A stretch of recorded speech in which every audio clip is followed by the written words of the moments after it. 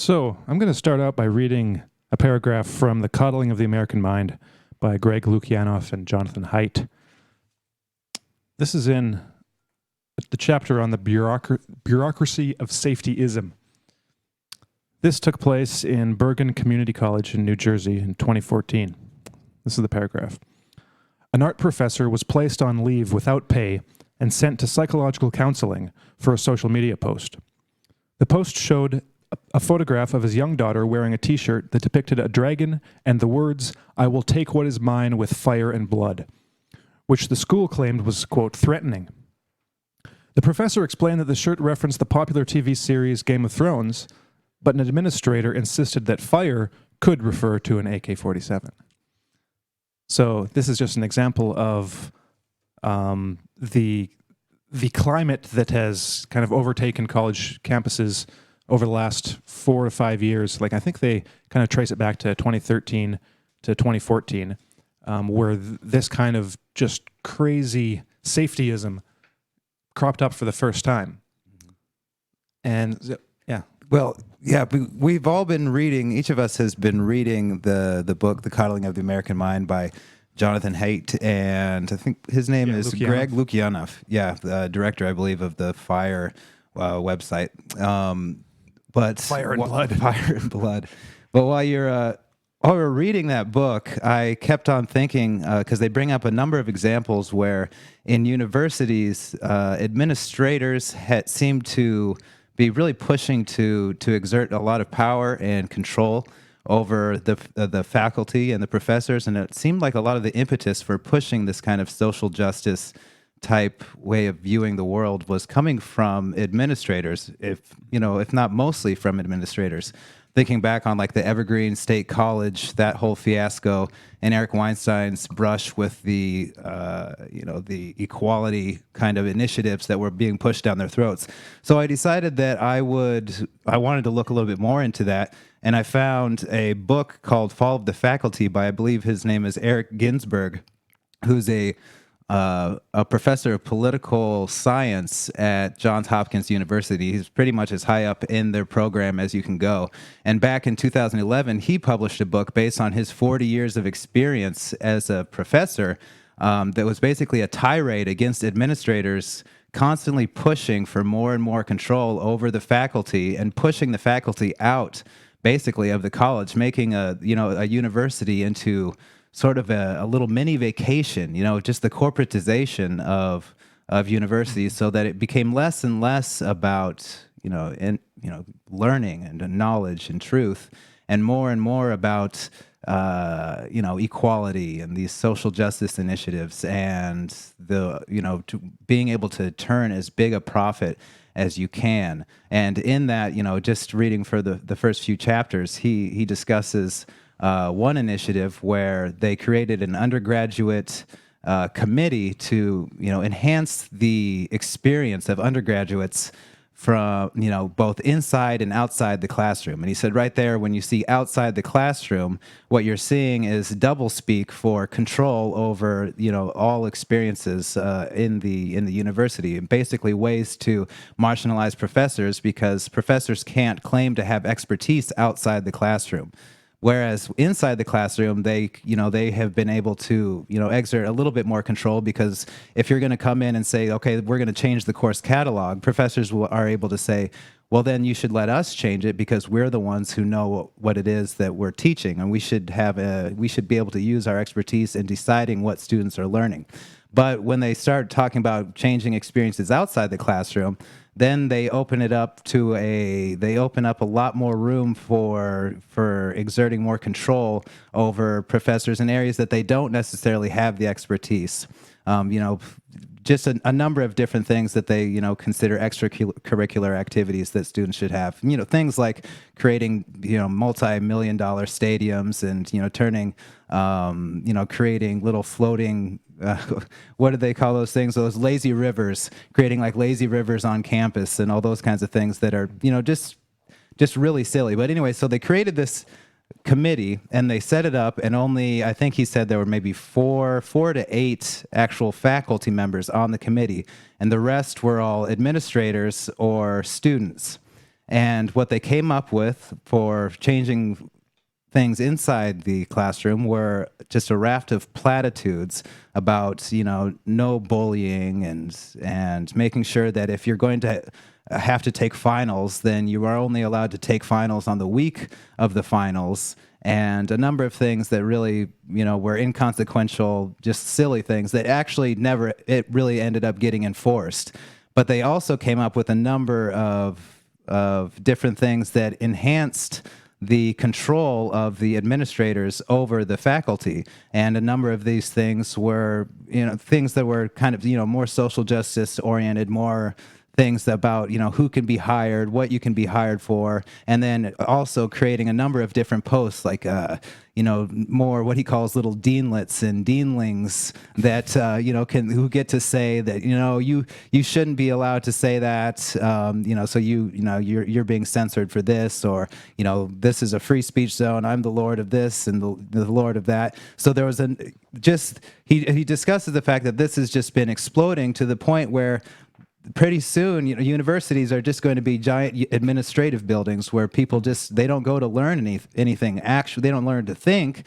They learn to be administrated and managed. And in the process, they learn to worship authority, because authority is the only one who, in the absence of critical thought and being able to, solve conflict for yourself, they're the only ones who can come in and make sure that you're safe. So administrators in this picture are a prime beneficiary of things that that Jonathan Haidt and Lukianoff talk about in the book: the culture of safetyism, the lack of critical thinking, the worship of authorities to solve your problems. These administrators in college campuses, in many ways, are perhaps unwitting, but in the case like I brought up of the Evergreen College, it seems like very consciously utilizing this kind of ideology to enhance their power and to make their job more viable, to give them more reasons to exist. Mm-hmm. Well, so you said that book was written in 2011, mm-hmm. the one on administrators? It was published in 2011. So that was even before this latest, before things really spiraled out of control. So basically things were going down the tubes for years, and it's only been in the last 4 or 5 years that it's really exploded to the point where it's become obvious, to practically everyone, well, except the students who are really running the show and the administrators. But it's just becoming more obvious. So I think that his kind of disaster vision of the the future hell of universities has actually come to pass, and it's pretty much like that. I mean, you to the point where you have a professor like Jordan Peterson who is a great admirer of the university as an institution, who will say that when asked recently if he thinks that higher education, university, is actually worth it, or if it does more harm than good, he hesitated for a second and said, actually, I think it's more, at this point, it's more harm than good. Universities have become that hellish nightmare of not existing for the purpose of instilling free thought, or actually teaching students, young people, to think, mm-hmm. to be critical. They have been turned into largely just a factory, a manufacturing facility to create far left activists in the humanities, at least. And I'd say still probably it's the STEM fields that have managed to avoid it to the greatest degree. But even then, you have because of the power of the administrators and of the students, it affects every faculty to some degree or another. So whether it's through certain affirmative action policies, or just the overarching university policies that will apply to every faculty, you can't escape it. Even if you're in a field which is more apolitical, like something like physics or mathematics or something, or engineering. So, but the the whole dynamic goes back.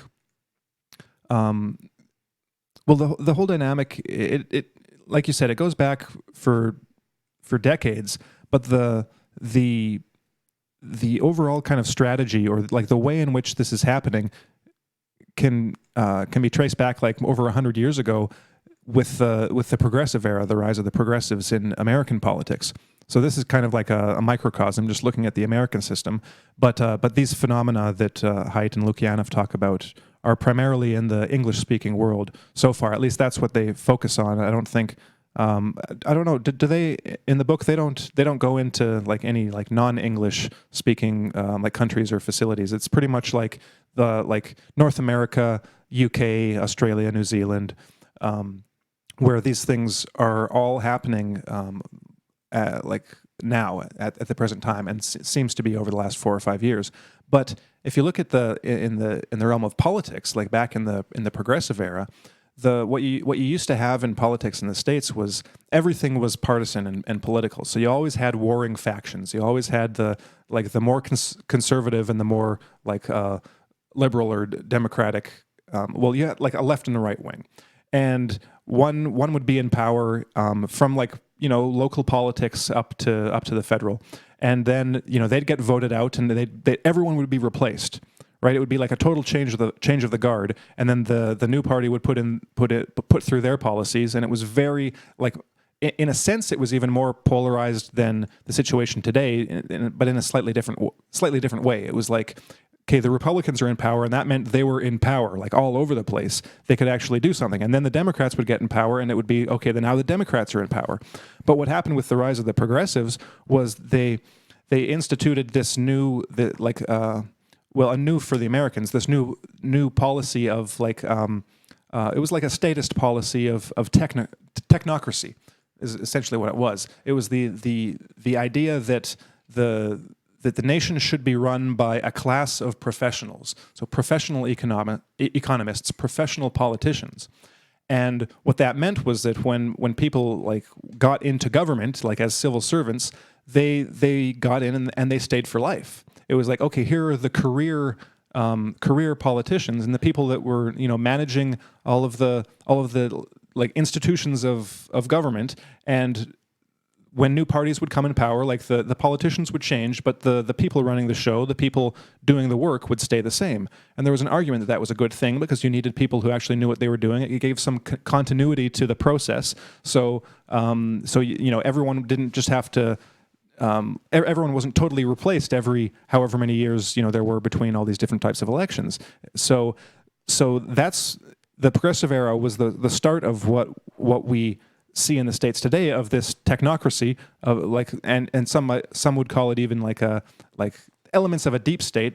And all I mean by that is the professional class, the people that are in positions of positions of some sort of influence, some kind of influence in the government for a long period of time, and they don't go anywhere. It's like the State Department employees who are there for life and working under Republicans or Democrats, doesn't matter. That was the vision of a professional class that was continuous over time to provide stability and professionalism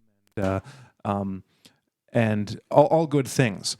But even if some of that was true, and even if some of that was a genuine intention, part of the intentions that weren't broadcast, for public consumption, was the idea that once we get our people in, then they can never leave, and then they'll be there for life. And so this was coming from the progressive wing, which at times back then was Republican. Actually, it didn't become the Democrats for some decades. It was the progressive, the Republican Party were the original, not exclusively, but the Republicans were a progressive party back in this time period. And so the idea was, we'll get our people in, and then they can't go anywhere. So when the guard changes, when the new party comes in, when our party gets voted out, our guys are still there. That was part of the original motivation for this. And so we see the same dynamic playing out in the universities, where you get just an increasing concentration of power in this professional bureaucratic class. And in a university, that's we can see now that the downside of that kind of government, academic government, where you have this bloated bureaucracy in the universities staffed by tons of administrators, and the actual professors don't get much say at all. They're just railroaded by the administration, and you get all of these like frivolous policies and just like things that shouldn't have anything to do with just getting an education.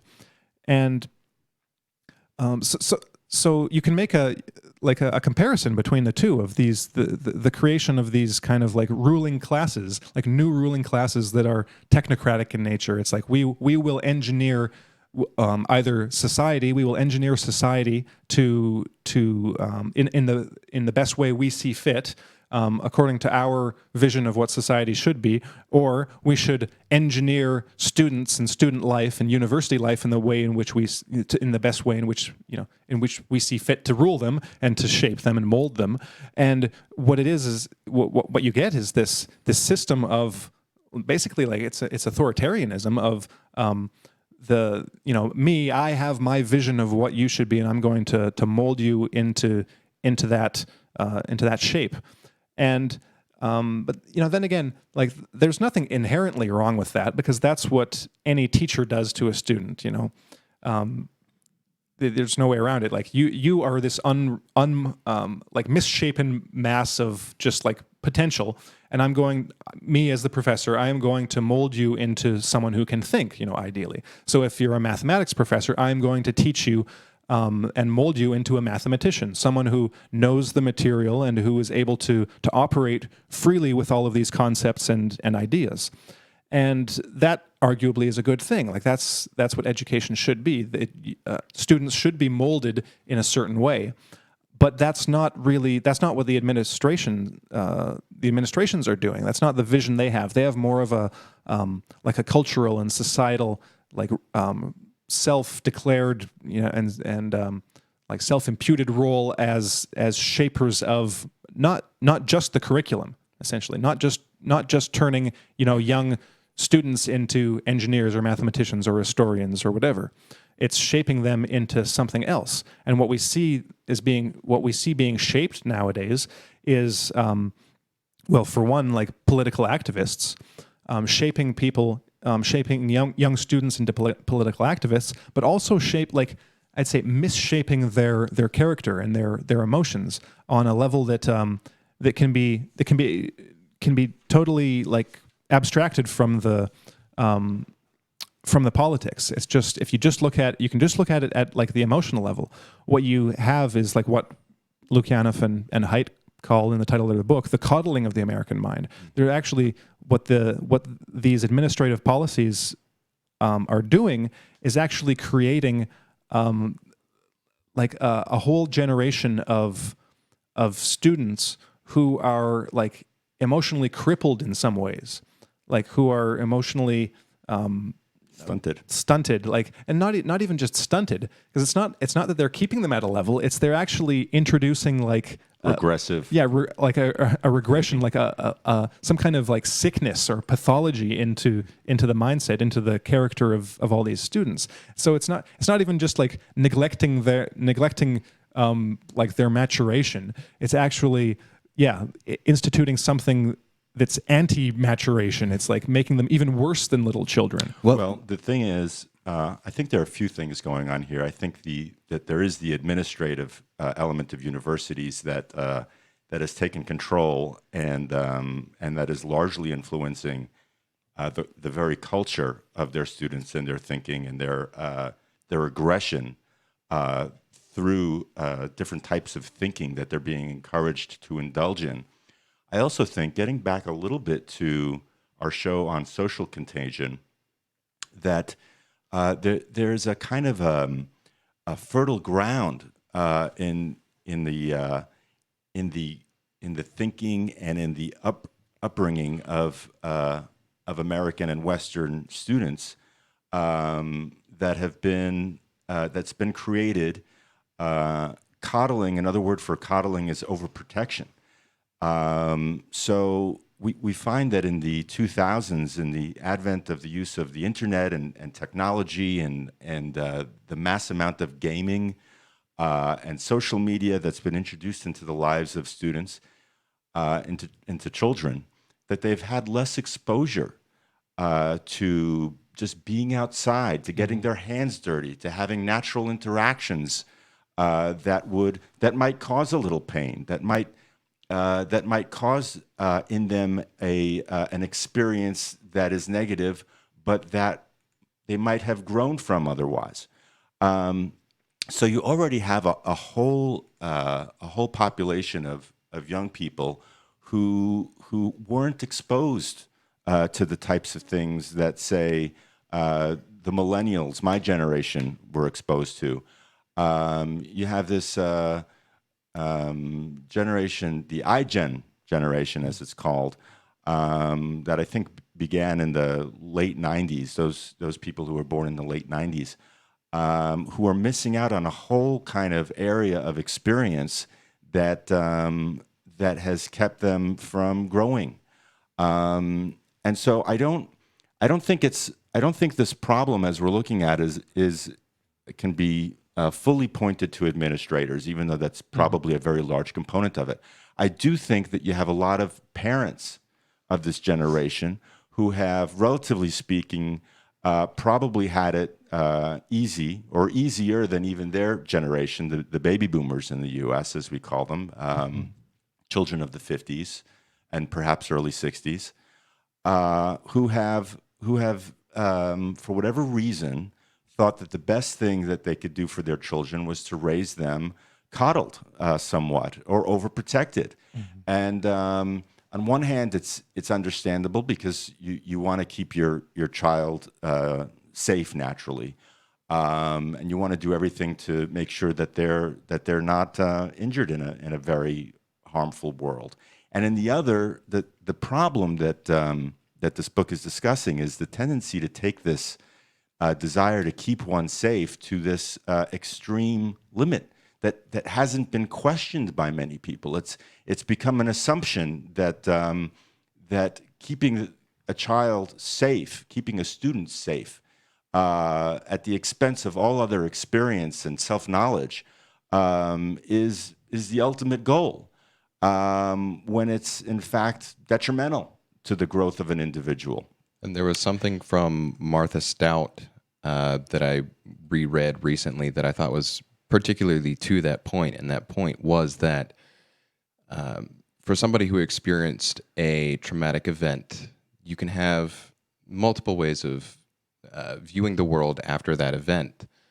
And what she found through her practice was that if you have a mindset of safetyism, as you'd say, where what is most important is safety and the feeling of safety, if that is of the most paramount and basic thing that you're focused on, you don't recover. And that's what she found through her practice, was that the people who were like that did not recover. And I thought that was extremely interesting in light of all of this, that like you were saying, Harrison, it's more than regressive. It's way worse than that, because you're instilling something that's going to make you not only less resilient, but incapable of resiliency. Well, that's another major point of the book, Adam, and it's exactly right. In cognitive behavioral therapy, there's an approach to trauma, which it's been learned, if you expose someone to their past traumas in a limited but perpetual way, what you do is you create in the person a kind of exposure to it where they can learn to deal with it cognitively. They're not ignoring it and they're not shunting it away. This was a valid experience for them, but the therapy provides an opportunity to reframe in their minds and in their emotions what that experience means or what it could mean. So there were three great untruths that Haidt and Lukianoff bring out in the earlier part of the book, I think, that inform a lot of why education in particular is going in the wrong direction. And these are untruths that are being instilled and forced upon students without their knowing it. The untruth of fragility: what doesn't kill you makes you weaker. which is a play on Nietzsche's statement, "What doesn't kill you makes you stronger." The untruth of emotional reasoning: always trust your feelings. Don't question your feelings. Don't question why you're responding or reacting to something.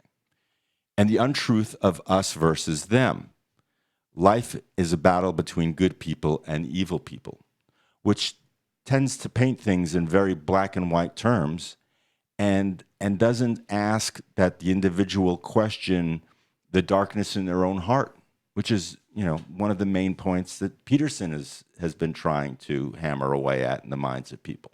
You have to see it in yourself, and you can't continue to project upon others negative values and negative intentions all the time, or you're making enemies out of everyone. So he also just continues that while many propositions are untrue, in order to be classified as a great untruth, an idea must meet 3 criteria. 1, it contradicts ancient wisdom, ideas found widely in the wisdom literature of many cultures. Number 2, it contradicts modern psychological research on well-being. And 3, it harms the individuals and communities who embrace it. So in this way, the authors frame much the rest of the book in saying that that these great untruths that are informing all of the teaching and instruction of students and of parenting, pretty much, the untruth of fragility, emotional reasoning, and this black and white us versus them thinking has totally warped a whole generation of students, or a large percentage of them, as we can see. So I thought it was a wonderful way to frame what it is that we've been looking at in this whole generation of students who are off the hook, batshit crazy, and reacting to everything as though it were a microaggression or a major aggression or something meant to put them down and keep them from growing. Yeah, I just back into regards to the university. You're talking about the students going crazy. I wanted to read a passage from the book where they say that, quote, when the Federal Office of Education began collecting data in 1869, there were only 63,000 students enrolled in higher education institutions throughout the United States. They represented just 1% of all 18 to 24-year-olds. Today, an estimated 20 million students are enrolled in American higher education, including roughly 40% of all 18 to 24-year-olds. In the 2015 to 2016 school year, the most recent year for which statistics are available, combined revenues at U.S. post-secondary institutions totaled about $548 billion. A country with that GDP, to give a sense of scale, would rank 21st between Argentina and Saudi Arabia. And to go on to write, even at public universities, 18-year-olds are purchasing what is essentially a luxury product. Is it any wonder they feel entitled to control the experience? Students, accustomed to authoring every facet of their college experience, now want their institutions to mirror their views. If the customers can determine the curriculum and select all their desired amenities, it stands to reason that they should also determine which speakers ought to be invited to campus and what opinions can be articulated in their midst. For today's students, one might say, speakers are amenities.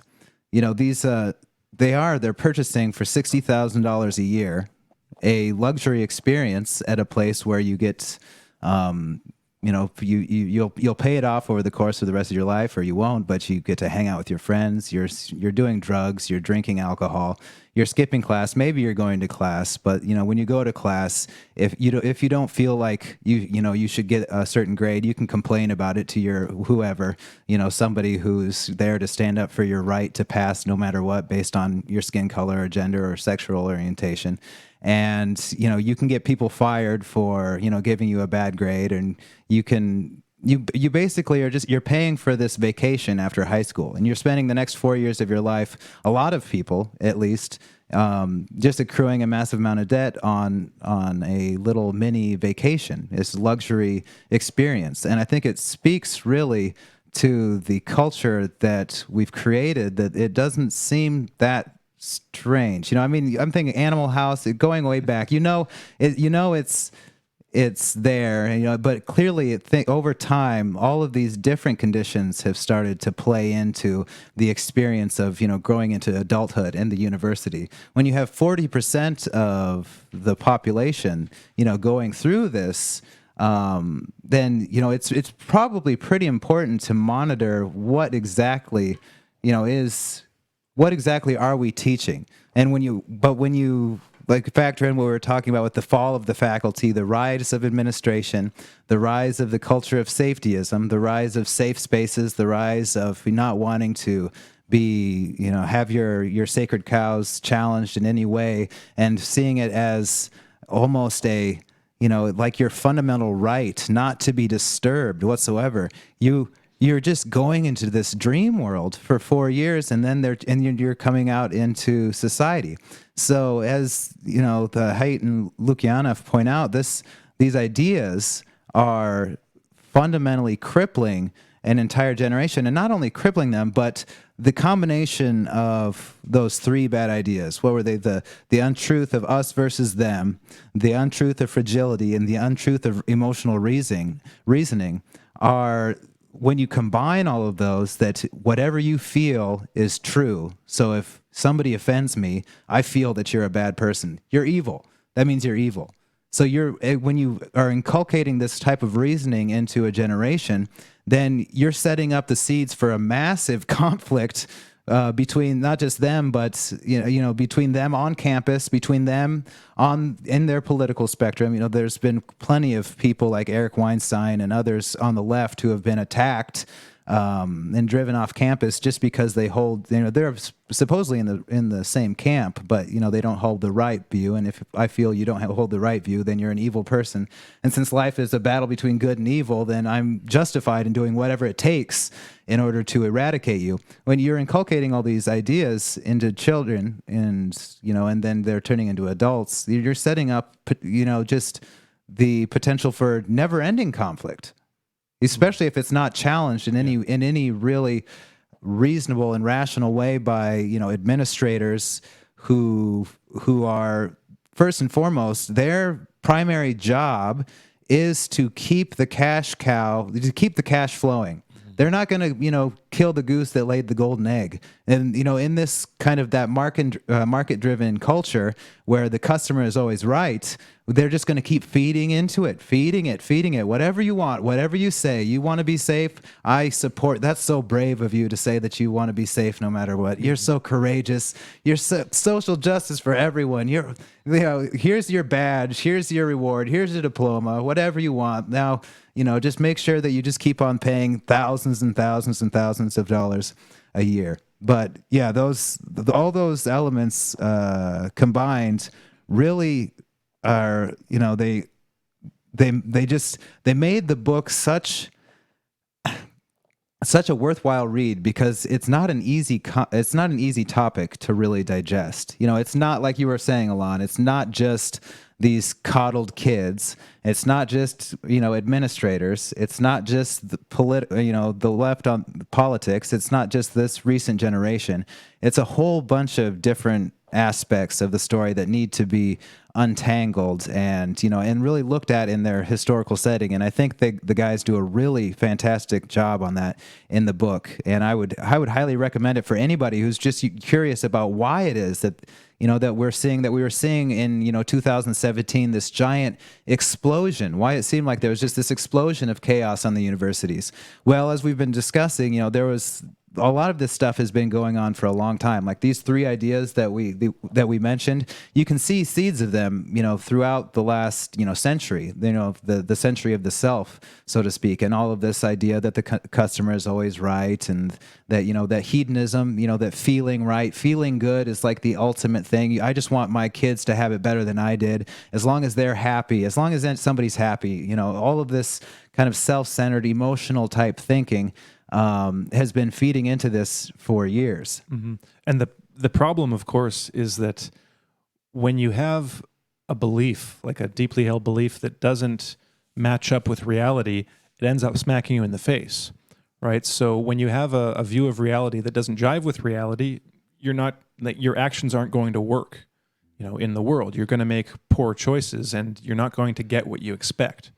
So it's a cycle that just gets worse as it cycles, because the more you expect something, the more that you try to force the world into your image of what you want for it and for yourself, the more it's not going to live up to that vision you have in your head, and the more it's going to fight back, and the angrier you're going to get, and the harder you're going to try to force fit it until there's like this conflagration, and until something just breaks, right? So that's kind of how they came into this in the first place. Like, the story behind the book is that Greg came to Jonathan, Jonathan Haidt, with this idea relating like what was happening in the universities with what he knew about cognitive behavioral therapy. And like what he saw was that the universities seemed to be doing things completely backwards. Like, they were worried about these microaggressions and trauma, and they were concerned about the safety of their students, and yet the policies and the decisions they were making were actually the wrong ones, like diametrically opposed to what should be done. So in cognitive behavioral therapy, like you were saying, Alon, like the strategy for dealing with something traumatic is not to reinforce the belief that you're being, like, that you're a victim, that you're being traumatized, not to close yourself off from any kind of like negative stimuli. It's to slowly expose yourself to more and more of the uncomfortable stimuli, so that you gain like I don't like the word, but like resilience. You gain some armor to it. You grow from it. Like you become stronger. And the first untruth is actually to reinforce the weakness of people, of children, and to reinforce the victim mentality, and what that actually does is it makes them weaker. It makes them less able to deal with traumatic experiences. And we're not even talking about traumatic experiences. Mm-hmm. Like one of the things they talk about is this concept creep, and how words have changed their meanings like over time. How trauma used to mean was like physical trauma. And then came the more emotional trauma, that can come about through an experience. So how was it? An experience that like anyone that you would reasonably expect anyone to have like a very bad reaction to. Now trauma can be just having your feelings hurt. When it's total nonsense. But what you end up having is these kind of pathological beliefs and thoughts and feelings that are reinforced, and that only end up getting worse by the process, the process of these policies like safe spaces and reactions to microaggressions. But just on that subject, I want to read the first part of chapter 2 on emotional reasoning. Always trust your feelings. So the Haidt and Lukianoff write, imagine you're a sophomore in college. It's midwinter and you've been feeling blue and anxious. You attach no stigma to seeing a psychotherapist, so you take advantage of the campus counseling services to see if talking through your issues will help. You sit down with your new therapist and tell him how you've been feeling lately. He responds, oh wow, people feel very anxious when they're in great danger. Do you feel very anxious sometimes? This realization that experiencing anxiety means you are in great danger is making you very anxious right now. You say yes. The therapist answers, oh no, then you must be in very great danger. You sit in silence for a moment, confused. In your past experience, therapists have helped you question your fears, not amplify them. The therapist adds, have you experienced anything really nasty or difficult in your life? Because I should also warn you that experiencing trauma makes you kind of broken, and you may be that way for the rest of your life.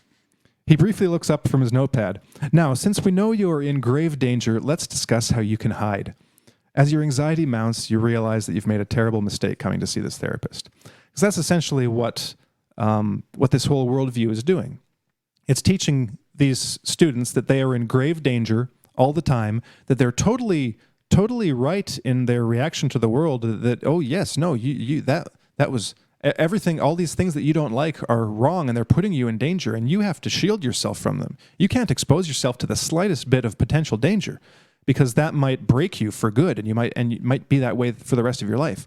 But the problem is that very process, by doing that, by instilling that belief, you are breaking that person potentially for life. It's going to be much more difficult for them to grow and to place their experiences in a wider context, and just to realize where they're wrong, because that's one of the, I'd say that would be, I think that's the primary purpose of like university.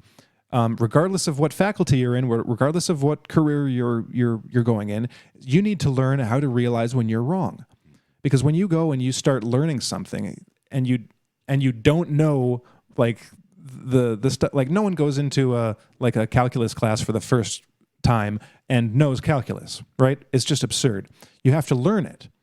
And and math is a really easy example, because there are very precise ways to do things right, and then everything else is wrong. So you've got a very clear standard on what's right and wrong. So while the standards in other departments might not be as clear, the same concept applies, that you don't know anything. There are all kinds of things that you believe, that you think you know, that you're actually wrong about. You have to be able to question that. Now, you might be right about some things, but you have to be open to the possibility that you're wrong, and you have to be able and willing to admit when you're wrong in order to grow, in order to actually learn something. You can't learn something if you're convinced that you're already right about everything and nothing will change your mind. But that's what these policies are doing, is convincing these children that they already know everything that's right, and that there's nothing that anyone can say to change their mind, because they know, because their feelings are right, because they trust, because they're being encouraged to trust their feelings. So just a couple more quotes from here. Like, they point out that, they have a list of common cognitive distortions. So these are the kinds of things that cognitive behavioral therapy is designed to help with. Like, they're basically signs that something's going wrong in your mind, in your thoughts and your emotions. Something's not quite going right, so CBT is there to kind of get you back on track, to catch yourself out when you're engaging in these cognitive distortions, to try to lead and live a better life, to try to grow, to try to become like a bit of a better functioning human being. And like, they list just some of them, like emotional reasoning, catastrophizing, overgeneralizing, dichotomous thinking or black and white thinking, mind reading, labeling, negative filtering, discounting positives, blaming. So they go into detail in all of these. But these are all things that students are being encouraged to do. And when you see the the things that the students will say, like there's one example here where there's a Facebook message that one student left in response to I think it was the invitation for was it Sue Venker to come speak at a university event? Yeah, so they invited Sue Venker, who's like an anti-feminist writer, conservative, critic of feminism, and advocate of traditional gender roles. And so they quote, one student wrote on a Facebook page, "When you bring a misogynistic, white supremacist, men's rights activist to campus in the name of dialogue and the other side, you are not only causing mental, social, psychological, and physical harm to students, but you are also paying for the continued dispersal of violent ideologies that kill our black and brown trans femme sisters. No, you are dipping your hands in blood, Zach Wood." Zach Wood was the guy that invited her to come speak, I believe. So Lukianoff and Haidt respond to that right after. "This response clearly illustrates the cognitive distortions of catastrophizing, labeling, overgeneralizing, and dichotomous thinking. It is also a textbook example of emotional reasoning." And that's like, when I first read that response, I was just like, oh yeah, no, that's typical. Like, I've seen countless comments exactly like that everywhere.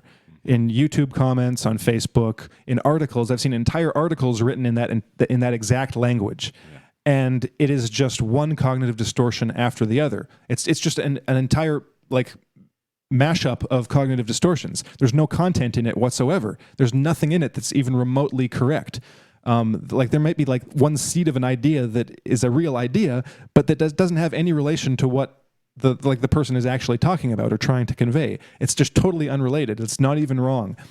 And so on this subject, they're talking about critical thinking, and this gets back to what I was saying about like what I think the primary purpose of like an education should be. Lukianoff and Haidt, right? It is not acceptable for a scholar to say, "You have shown me convincing evidence that my claim is wrong, but I still feel that my claim is right, so I'm sticking with it." Right. Like people do that all the time. Like even scholars do that all the time. Like it's not easy to change your opinion when presented with evidence that you're wrong. But at least like you should have the self-awareness to realize that that's a bad thing. So that's what scholars will often do. They'll come up with rationalizations, like academics will do this, rationalizations for why they think they're right. But they won't just admit, oh, well, yeah, that's good evidence, but I'm going to believe what I believe anyways, even if I'm wrong. It's like that's not like at least some academics have the decency to try to like rationalize themselves into like convincing themselves that they're thinking critically. That's one step above just not having any regard for critical thinking whatsoever, at least in my mind. Well, so what you're talking about, Harrison, I think is motivated reasoning. Mm-hmm. And the problem here is that people don't even realize that they're motivated to reason a certain way to defend their position. They're so identified with their position because they're encouraged to think emotionally about their position that there's no critical distance, there's no metacognition or thinking about their thinking. And this is also just a huge failure of education in the West. You're not taught to think about the way that you think. Another point, though I don't think they use the term, is interpersonal communication. We're not instructed on what civil discourse, having a discussion with someone that you might disagree with might look like. You're encouraged rather to fly off the handle and react emotionally to someone that you perceive as hurting your feelings. And that becomes the sole criteria from which to respond in any way. And this is really, it's become institutionalized. In another chapter in the book called Microaggressions, The Triumph of Impact Over Intent, this bit is quite interesting. They write, a prime example of how some professors and some administrators encourage mental habits similar to the cognitive distortions is their promotion of the concept of, quote, microaggressions, popularized in a 2007 article by Derald Wing Su, a professor at Columbia University's Teacher College. Su and several colleagues defined microaggressions as, quote, brief and commonplace daily verbal, behavioral, or environmental indignities, whether intentional or unintentional, that communicate hostile, derogatory, or negative racial slights and insults towards people of color, end quote. The term was first applied to people of color, but is now applied much more broadly. Many people from historically marginalized groups continue to face frequent acts of bias and prejudice. Sometimes people make thinly veiled, bigoted remarks, and in cases where the speaker is expressing hostility or contempt, it seems appropriate to call it aggression. If the aggressive act is minor or subtle, then the term, quote, microaggression, end quote, seems well suited for the situation. But aggression is not unintentional or accidental.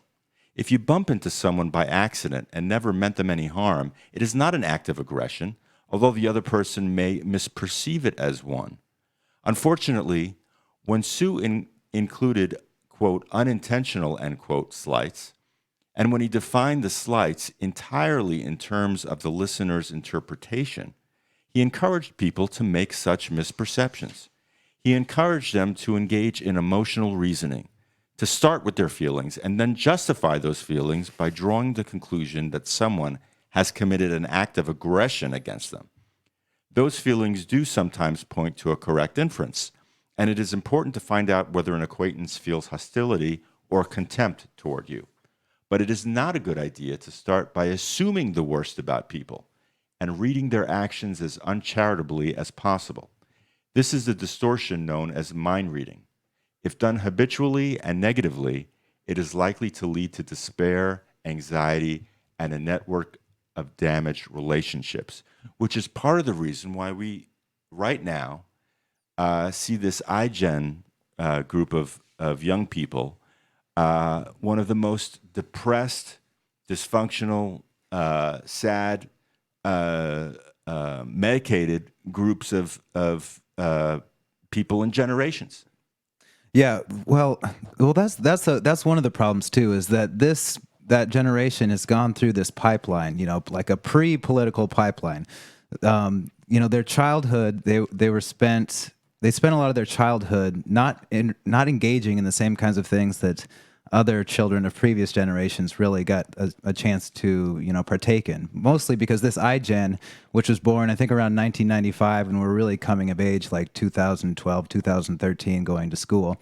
They were the generation that got exposed to iPhones, to Facebook, to constant social media presence, and like you were saying, like the depression and anxiety has just gone through the roof, especially for girls, because when they're on Facebook and they're seeing pictures of parties that they weren't invited to, or they're being made fun of or bullied, all the different kinds of things that happen to kids. Well, they don't really get a chance to escape it because it's on social media, it's on the internet, everybody can see it. They're to be bullied can be you can get just mobbed horrifically.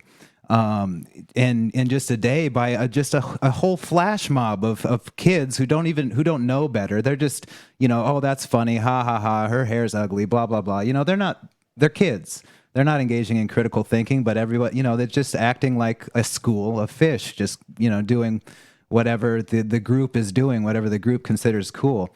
And so, they were programmed by that kind of an experience. And as they point out in the book, for the upper class kids, they didn't get a chance to play. They didn't get a chance to wire their brains in the kind of way that involves, give and take, playing with other kids, learning how to be liked, how to play the game, how not to just say, no, these are my rules, you have to play my game. Because when you do that, the kids are like, I don't care. We're going to play our game. You can play or not. You have to learn how to interact in order to have a fun time, because that's the goal. Everybody wants to have fun. It's a little bit scary. You're playing tag. You're doing crazy stuff, but you're learning how to play, get along with people, and setting up skills that will last you for most of your life. But for the upper class kids, they had the or the helicopter parents who were like, from day one, they're like, okay, so now how's my kid going to get into Yale? There's just so much competition out there. We're going to plan every single day of their life, and so that they have all of these extracurriculars, they have all these grades. And, the surveys show that the kids feel extremely stressed, extremely worried about their future. They don't get a chance to engage in all the different other kinds of activities that kids need in order to become, functioning adults. And then, when by the time they get out of high school and they're going to college, shoot, maybe they need a vacation. Maybe they need $60,000 a year spent. But even in college, they're still facing all of this competition, all of this pressure in order to succeed. And, for the lower class kids, the ones who, they're facing a lot of this anxiety and a lot of this depression, and rates of suicide are going up. And they don't have they also don't have the exact same amount of experiences for whatever reason. Just that culture that we've been talking about, the culture of safetyism, the fact that if you're a parent, you can get arrested for letting your kid walk down the street. There's just a paranoid atmosphere about what a child could or could not do that didn't exist, 50, 60 years ago.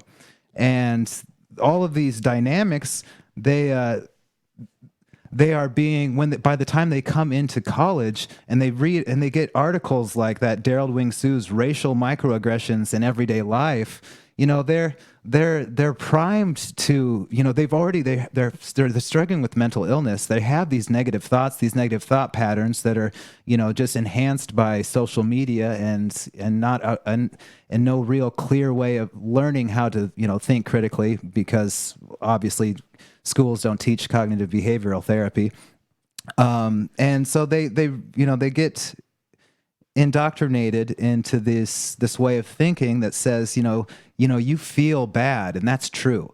That's the truth. You have to embrace your trauma, embrace your, all of the pain that's been done to you, and now we're going to tell you, why it is that you feel all this horrible nonsense, and especially for minority groups, like for example, Daryl Wing Su lists the following examples of microaggressions that you should expect to face in the world. He writes, for example, one's racial identity can be minimized or made insignificant through the sheer exclusion of decorations or literature that represents various racial groups. So now you go into your professor's office and he doesn't have any decorations of your racial group in there. Now, any normal person would not possibly even consider that is a slight against you, but now you're being told that you need to see that as a slight and you need to take action. And I'm sure that, there have been plenty of people who have, because it's seen as you've been victimized by the lack of decorations in a room. And that he continues, micro insults represent subtle snubs frequently unknown to the perpetrator, but clearly convey a hidden insulted message to the recipient of color. When a white employer tells a prospective candidate of color, I believe the most qualified person should get the job regardless of race. So believing in the content of character rather than the color of skin is racism. It's 180 degrees from what racism is. Mm-hmm. It's 180 degrees. So you're telling these, you're programming these kids, and because this is a, frequently cited article, this is a very big idea, the idea of microaggressions. The whole thing rests on believing that someone who isn't racist is racist. Mm-hmm. That actually people who aren't racist are racist. Yeah. So Martin Luther King Jr. was a racist. He was the biggest racist of them all. The importance of character, and that's the point. Is that like a statement like that will oftentimes, like Lukianoff and Haidt point out, a lot of these comments can be used as like intentional like micro slights and aggressions, against certain minorities or whatever. Like, I think we've all seen examples of that. If the racist uncle that you've got that will just make little comments here and there. Maybe it's like you've got you bring your girlfriend home and she's black, or vice versa, and your uncle makes some kind of snide comment, right? Just little under the breath, just throws it out there, and like that stuff does happen. Of course, so that's the point that they're making. Yeah, this stuff does happen, but the concept has been enlarged, and the impact has been enlarged to such an extent as to blow it way out of proportion. So you've got someone like an employer who might say, well, I believe that the person who does the job best should get the job, the person most qualified, regardless of race. And that most likely, I'd say most likely, if someone's saying that, it's not because they're a racist, it's because they believe that a minority should get the job if they're qualified. It's like they're saying, no, I don't believe in not hiring people because of their race. I think that, if you as a black person or an Asian person are the most qualified, you should get the job, because I don't care what color your skin is. And that anti-racist sentiment is actually, like you said, Corey, is now seen as racism, and it's encouraged to see that as racism. So one of the things they say when they're talking about Sue's article, by Sue's logic, they write that CBT itself can be a microaggression, because it actually questions the premises of why you're feeling the way you're feeling, why you might feel slighted. So, for example, Sue gives the example of a therapist asking a client, "Do you really think your problem stems from racism?" So, depending on the therapist's intention, such a question could indeed be improperly dismissive, but if the intention of the therapist is to help the client talk back to his emotions, search for evidence to justify interpretations, and find the realistic appraisal of events that will lead to the most effective functioning in a world full of ambiguities, then the question may very well be appropriate and constructive. Teaching people to see more aggression in ambiguous interactions, take more offense, feel more negative emotions, and avoid questioning their initial interpretations strikes us as unwise, to say the least. It is also contrary to the usual goals of good psychotherapy. And then a couple pages later, They write just quite simply, if someone wanted to create an environment of perpetual anger and intergroup conflict, this would be an effective way to do it. Yes. I thought that was a terrific line. And, there's another part in the book where they're talking about how speakers at universities were they've always been disinvited by groups on the left and the right over years. And there have been certain groups that have kept track of the number of speakers that have been disinvited. And sometimes the conservative faction of students disinvited some speakers because they took offense to them. But it's usually not the students. Like they pointed out, it's when it's conservatives that disinvite people, it's usually an external group, like a church group, or an anti-abortion or like group that's external to the university. That's usually the group that's pushing for the disinvitation. Yes, on the part of conservatives. So it could be right. So on that side, it might more often be this organization outside of the university, and what they point out is there was a really strong divergence around, I think they said 2014, where the numbers of disinvitations for speakers at universities blew up like 10 times on the side of the left. So, you said a moment ago, Harrison, you quoted that line about, if we were socially engineering people for maximum anger and strife and conflict, this would be the way to do it. There is something going on that has just kind of blown up in the past few years. That number of disinvitations, which outnumbers conservative disinvitations by manyfold in 2014, is another indicator of just how we've entered this kind of new paradigm of thinking and reactivity just in recent years. And it reminds me of how just a couple of years ago, when all of this kind of thinking was really coming out in the news in a big way, it's bizarre. I mean, I grew up I'm a child of the 70s and the 80s, and it's like waking up to a whole new reality. I'm not sure I can describe it in any other way. And this is someone who, as I've said on the show several times before, has always been kind of left-leaning. But we've reached some kind of tipping point and turning point where all of these social forces or social engineering forces, if that's what they are, because they might seem arbitrary on some levels, and maybe they are organic in some ways, but in other ways, how can a whole generation go so wrong? This isn't. We don't have we had Obama, who might be considered a kind of a leader of the left, who propagated a lot of these ideas, even though, according to the book, he was a proponent of not thinking in a reactive way. He liked one of these essays that was written on this phenomena, but then he would go on talk shows and kind of claim Putin was homophobic or betray this sentiment by taking the lead in this type of reactionary thinking and egging it on. But even he wasn't that powerful. So I don't know if this is a question that can even be answered, but what the hell is going on? It's very big. And awful.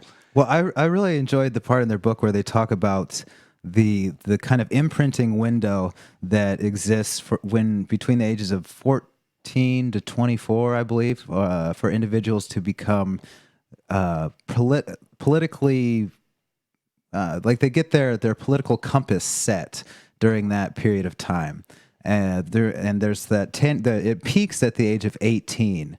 And, the events that occur in that window can really predict what kind of, policies and individuals you'll vote for the rest of your life. And for this generation that were coming of age and going to college, the things that they were experiencing were the financial crisis, That was one big thing. And a lot of the media about the evil, corrupt bankers stole all of our money, and nobody's going to do anything about it, which is true.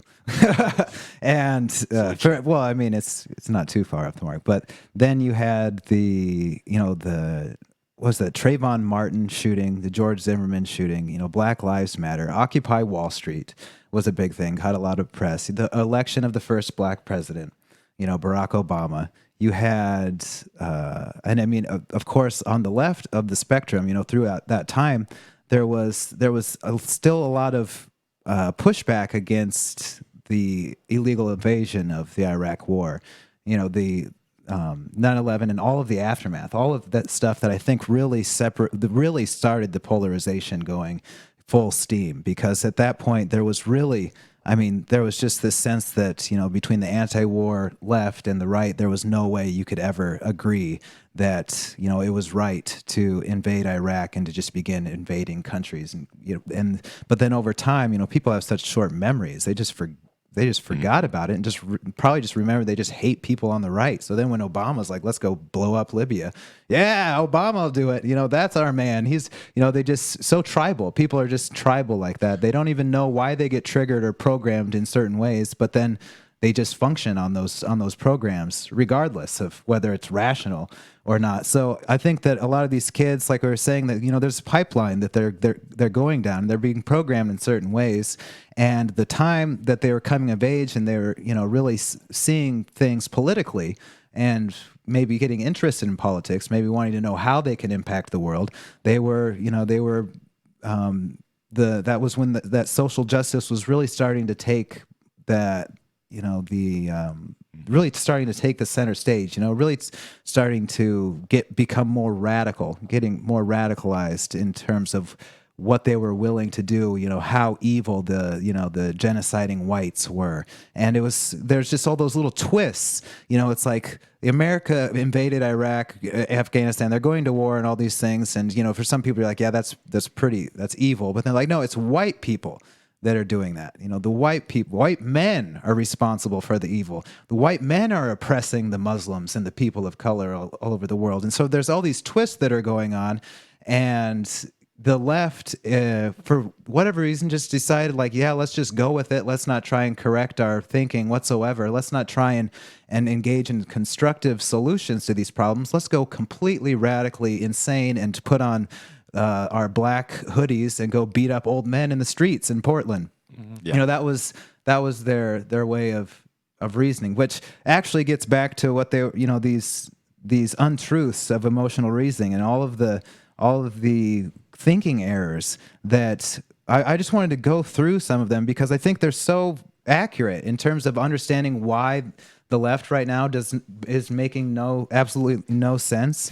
Like, for one of them, the 9 of the most common ones were, like you pointed out, Harrison. One was emotional reasoning, letting your feelings guide your interpretation of reality. So I feel offended, therefore, I have to react. I need to, and therefore you are evil, right? Yeah, you did something bad because I feel offended. Yeah, you did something bad. You're oppressing me somehow.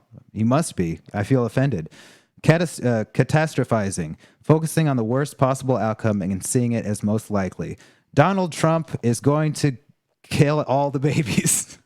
Donald Trump is creating concentration camps. That's guaranteed. Donald Trump is Hitler. Guaranteed. You're like, well, I guess it's possible you could try and become a Hitler. But then, you're like, what am I really arguing with here? Because it's possible for anything. Well, what you're arguing with is a thinking error, just a catastrophic thinking error. Overgeneralizing, perceiving a global pattern of negatives on the basis of a single incident. Perceiving a global pattern of negatives on the basis of a single incident. So a cop kills a black man. All cops are racist pigs. They're all pigs. They're all out to kill us. You're like, well, that's just overgeneralizing completely. Dichotomous thinking, black and white thinking, all or nothing thinking. That's like their example is, I get rejected by everyone, or it was a complete waste of time. Obviously, other ways of being, black and white thinker are just that their group is all evil, we're all good, no matter what. Mind reading, assuming that you know what people think without having sufficient evidence of their thoughts. microaggressions. I mean, can you think like that's all the microaggressions are right there. He's actually racist against me because he didn't put decorations in the doctor's office. You know, the doctor is a secret racist because it's so sterile in there. It's horrible. And Putin wants to take over the world, of course. Absolutely. Then labeling, assigning global negative traits to yourself or others, often in the service of dichotomous thinking. You know, they're white supremacists, they're all racist, they're all evil scumbags. There's no talking to them. It's impossible. Negative filtering, focus exclusively on the negatives. Genocide, the history of genocide, history of oppression, history of this, history of that. That's all that has happened in the history of the world is genocide and oppression. Nothing else ever happened. And blaming, focusing on the other person as the source of all negative feelings. You know, my oppressor caused all my problems. My parents caused all my problems. The patriarchy caused all of my problems. I mean, all of those cognitive distortions, that are treated by psychologists. You know, this is like what you're seeing is just you're seeing a pathological disorder like just running rampant. Just because in CBT they're called cognitive distortions, but we've talked about it before that previously psychologists. Criminal, like forensic psychologists called them the criminal mind. Can't remember the name of the author of that book.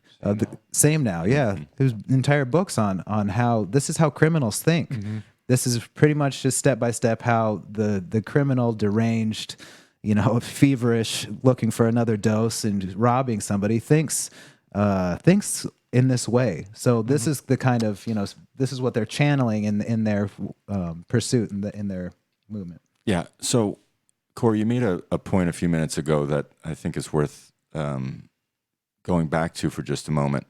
And that is you had these legitimate anti-war marches and movements in the early 2000s during the George W. Bush administration. You had tens of thousands of people marching in New York, Washington, D.C., who could see through the bullshit that was the reason for going into Iraq after 9/11, the whole WMD thing.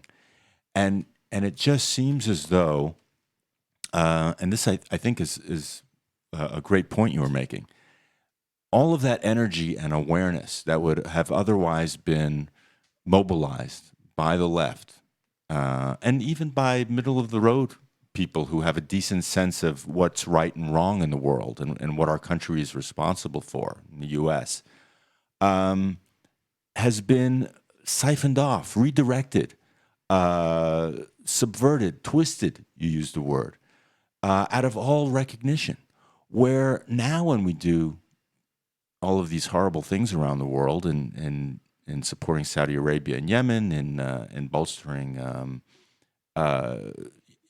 our efforts in Afghanistan to perpetuate that war, what Obama did in Libya a few years ago, what the U.S. has been supportive of in Syria, none of that really has reached a kind of national consciousness or conscience that has moved people enough to go out in the streets and say, this is god-awful, and we're responsible for it, and we don't want it anymore. So all of that energy, all of that thought, all of that intention that might have otherwise gone into bringing awareness and protesting against these very legitimate horrors that the U.S. is responsible for, are now have been turned into you hurt me because I say you hurt me. So and that's a real. Whether intentional or not, we talked about social engineering a little bit ago. Whether intentional or not, it's a feat. It's a magician's act of gigantic proportions that people are no longer keeping their eye on the ball of what is truly some horrific things that the U.S. is doing in the name of freedom and democracy around the world. Well, maybe one last thread to untangle before we end the show for today. Getting back to what you were saying, Corey, about well, you listed all of these cognitive distortions and then tied it to the criminal mind, right? Well, I want to bring in something from Political Ponerology by Andrew Lobachevsky. Like, he talks about basically the psychopathic mindset, which is essentially, a form of the criminal mind, probably at its most pure form, the psychopathic mentality. And what Lobachevsky talks about in Ponerology is how in a pathocracy, so in a system of government like ruled completely by like the psychopathic element of society, they have this vision of, it is a social engineering vision of basically forming the masses, like the 99% into like their psychopathic mentality, and they think they'll get away with it. They think they can achieve this through like indoctrination and like terror and the just these means of like pedagogy of education that they have to turn people into psychopaths. But the point that Lobachevsky makes is that doesn't work. It never works. Like they may have some effect on a small percentage of the population, but those are usually the people who have existing like personality disorders, like lifelong personality structures that are amenable to this kind of persuasion. But the vast majority of people don't react like that. They don't change. That they in fact stay human. And what actually happens is that they end up being traumatized. So this would be in the more traditional view of trauma. It's like they do end up suffering from a kind of PTSD from like thought terrorization and real terror like torture and killings. The kind of stuff that that drug cartels do. Like that has a deep like traumatic effect on the human psyche. And not just to those who are victims, let's say, of torture, or who have a family member who gets kidnapped and tortured and killed, but to the people just in the community. There is a traumatizing effect of living with those possibilities surrounding you, and so there is a kind of creation of neurosis and trauma in the general population. But I'd bring up the possibility that there's this question of what's going on here. Is this like a directed kind of conspiracy, or is this like an organic like process just playing itself out? And I'd say there's always probably elements of both. For the most part, it's organic, and even the elements that are intentional are part of that organic process. Like in ponerogenesis, that's what ponerogenesis is all about. It's a bunch of people running on autopilot, being influenced in ways that they're not aware of, and at various nodes, there are people intentionally pushing along the process for their own ends. And both kind of work together in this synergistic manner where and it creates this positive feedback loop where things just get worse because you have all these processes going on organically. No one's directing them, but you also have people egging them on and just increasing like the frequency and the like the strength of the signal. And so when we look at these cognitive distortions, like we can say, oh, well, in general, that looks like a criminal mentality going on. Well, I'd say that there's probably a type of personality disorder or a group of them where those cognitive distortions are like in psychology they use the word schemai. So like there's an emotional like cognitive schema, like a pattern developed over like a lifetime of these kind of thinking and feeling habits. And so what's essentially happening is that habit, which might be relatively normal to a certain percentage of the population, is then being projected as like a norm. And now we have all of these students who are seeing that norm and then through like social contagion kind of adopting it for themselves. But in the process, it's just making them more miserable. It's giving them depression and anxiety. It's leading them to suicide. It's not working, right? It's not working for them. Like if it was something that was like true, if it was something that was like good, it would actually work. It would lead to a better outcome. But it's not leading to a good outcome. That's the sign that something is going wrong. So we have this mentality, this worldview that it's being like foisted upon children, and like trying to and succeeding to some degree in molding them into that image, but it's having all these negative effects because it can't quite hold. Like there's a mismatch between like the signal that's being sent and the receptive like system, which is the child. Like there's a disconnect there, which just causes like, it kind of puts you into self-destruct mode. It just creates more like mental illness.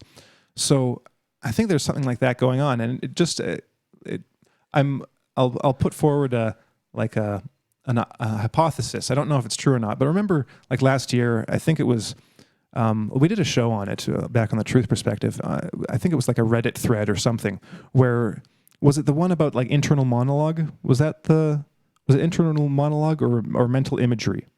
Where there was this thread that started where someone said, "Oh, I just realized for the first time that people can like talk in their heads with a voice." It's like, well, it was mental imagery or it was a voice. But a new one came out just like the same thing happened just like a month ago. I can't remember which was first and which was second, but let's say, I can't remember. So let's just say the first one was internal monologue. So, so someone makes this post, I just realized that wasn't just a figure of speech, that people actually have a voice in their head that talks thoughts. I just assumed that, that no one did that was just a figure of speech. And then you have all these responses of people saying, "Oh yeah, me too." No, and it was on Reddit. And so then all the people like on 4chan were like, "Oh my God, look at these NPCs are real." It was the NPC show that we did on NPCs, because that's where the thing came from.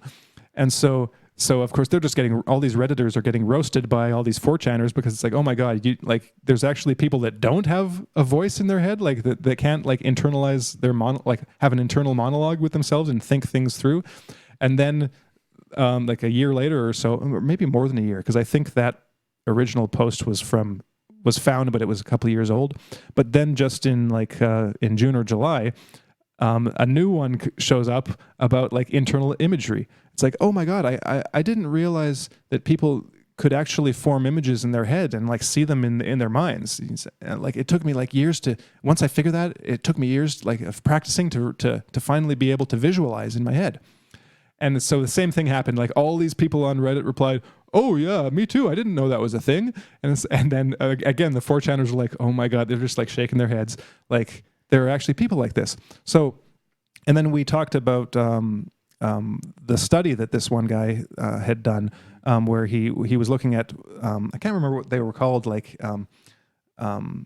some kind of like internal imagery or something like that, and how like the various types and the frequency, and basically found that, yeah, a lot of people don't have any kind of internal awareness, or it seems like a percentage of the population doesn't have any internal awareness. Like they aren't aware of the emotions that they're feeling. They don't have an internal monologue. And various people can have like different combinations. So some might not have one, some might not have another, but they might balance out. But it seems that there are some people that don't have like very much internal experience at all. So they just go through life kind of like totally on autopilot. And that's where the NPC meme came from. And it just got like reinforced again on Reddit by a bunch of people just shocked that people have internal experience, essentially. And I'm wondering if there's something, if all these things aren't connected. Is it like there are some people for whom this mentality is real. It's like that this is how they actually see the world. They haven't been trained into it necessarily. It's just their personality structure. And there's a whole generation of young people that are being like force fit into this mentality that's totally alien to their actual nature. And like this ties back to the discussion on microaggression in that paper, and the inability seemingly to see the difference between intent and impact. Mm-hmm. It's like you said something that offended me. I think there are actually people that lack the ability to even distinguish between the idea that someone can have an intention and or not. Mm-hmm. They just see the behavior. They can't conceive of the idea of an intention. That someone will say something insulting. Well, it must be because it's not even a question if they intended it or not. It's just that they did it, and that's the only thing that matters. It takes like I think the vast majority of people do and can see the difference between like an intended slight and one that's unintentional. That's just a part of just everyday life, like the normal socialization process. Like people grow up, and it's just that. It's what Lobachevsky talks about. Just that psychological, just that normal psychological worldview that people develop. It's like you come to understand that there are these things called intentions, and some people can do things unintentionally. So like the examples they give, it's like you can have a total racist bigot that accidentally says something that might be like nice to a minority group, and that doesn't mean they're not a bigot. And or you can have someone that's just this total angel, you know, who is totally inclusive, who accidentally says something that's bad, and that doesn't make them a bigot. But to a segment of the population, there's no differentiation between those two. There's no distinguishing them. It's just you insulted me or you offended me, and there's no ability to even comprehend the idea that they might not have intended it, because I do think that there are probably, you know, a percentage of the population for whom that isn't even doesn't even enter their minds, because they have no ability to see nuance. It's like they're seeing in 2 dimensions instead of 3 dimensions. They can't see the emotional like reality behind it. They can't see the possibility that there are some people that people can accidentally say something that might be perceived as racist, even if it was intended in like the most non-racist way possible. So that's where I see the kind of the intentionality. Well, to get back to the word of like a segment of the activist class. It's like there are a group of people that do have absolutely bad intentions. You know, even if they can't comprehend that about themselves, it's like they're the bad actors. You know, they're the ones that are out for trouble, that are out for social engineering, and they're the ones like egging this process on in the most malevolent way possible, and everyone else is just kind of like, you know, leaves on the wind. That they're just getting blown around, and triggered. Essentially, they're being triggered and not even aware of it. They're being manipulated and not even being aware of it. So we see all of these. We see, and you see just how effective it is that these processes are going on, and like no one's aware of it, because it is to a large degree, it is so organic. It's so unconscious. It's just propagating itself unconsciously. It's emotionally. It's on that social contagion level. But there are these nodes of individuals who truly lack the nuance and lack the depth, lack the emotional depth to even be able to make those distinctions, and who do not have like the best interests of anyone at heart. You know, that they're only in it for their own power games, essentially, for their own self-interest. And you know, that just ties back into like was it the last show we did or the show before that, just about the level of kind of like Machiavellianism that is behind some of these individuals. And maybe there, unless anyone has some like quick closing remarks. All right, then we'll end it there for the day. We went a bit over time, but I don't know, it was fun. So thanks everyone. Take care. Bye everyone. Thanks for listening. Hit like, subscribe.